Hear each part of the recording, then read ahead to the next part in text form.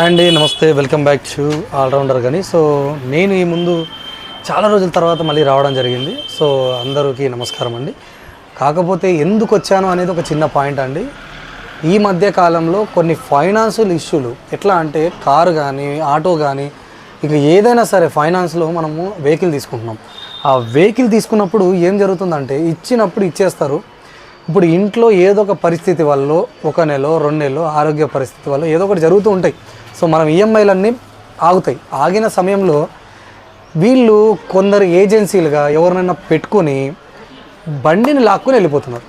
అది కూడా 1 నెల 2 నెలలకి వాళ్ళకి షీట్ లెవెల్లో మనకి ఆటో నెంబర్ కానీ వెహికల్ కార్ నెంబర్ కానీ సంథింగ్ ఇవ్వడం, అది వాళ్ళు తీసుకొని వెళ్ళిపోవడం. ఈ సీజింగ్ అని ఒక పేరు చెప్పడం, దానికి డబ్బులు దండుకోవడం. ఇది నాకు అసలు నచ్చలేదు. దీనికోసం మనం ఏదన్నా ఒకటి చేయాలనే ఉద్దేశంతో నేను ఈ వీడియో తీయడం జరుగుతుంది.